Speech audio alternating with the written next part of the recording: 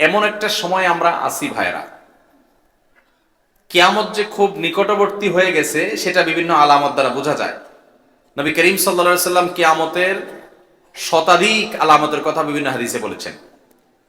Saudi আরবের প্রখ্যাত আলেম দ্বীন ডক্টর মোহাম্মদ আল আরিফি তার একটা বইয়ে তিনি 141টা আলামতের বিবরণ তুলে ধরেছেন।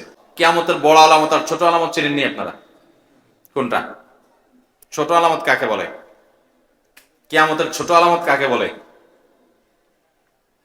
চিনেন বলছেন, এখন তো বলতে পারতেছেন না। আমার প্রশ্নের উত্তর দিলে নগদ সাথে সাথে পুরস্কার। আমি পুরস্কার নিয়ে যাই সব মাহফিল। উত্তর দিতে পারলে পুরস্কার। ওয়াজ শুনতে হবে আমল করার জন্য, মুখস্থ করে আমলের নিয়ত করে বাড়িতে যেতে হবে। কানসুক করে গেলে হবে? ওয়াজ শুনে যাবে সময় বাদাম কিনে বুট কিনে নিয়ে চলে গেছেন, এটার জন্য নিয়ে ওয়াজে আসছেন? এলেম নিয়ে যাব, আমলের সংকল্প নিয়ত নিয়ে যাব ইনশাআল্লাহ। তাহলে ছোট আলামত বড় আলামত কি বোঝা গেল বেশিরভাগ লোক জানেন না, ওলামা একরাম ছাড়া। তাহলে আমি বলে দিই, কিয়ামতের ছোট আলামত বলা হয় ওইগুলোকে যেগুলো কিয়ামতের অনেক আগে থেকে দেখা যায়, অনেক আগে থেকে দেখা যায়। আর কিয়ামতের বড় আলামত বলা হয় যেগুলো কিয়ামতের একেবারে শেষ মুহূর্তে গিয়ে দেখা দিবে, যেগুলো দেখা দিবে পটপট করে, এরপরে কিয়ামত হয়ে যাবে, ওইগুলোকে বলে বড় আলামত। তাহলে কিয়ামতের ছোট আলামত কোনগুলা?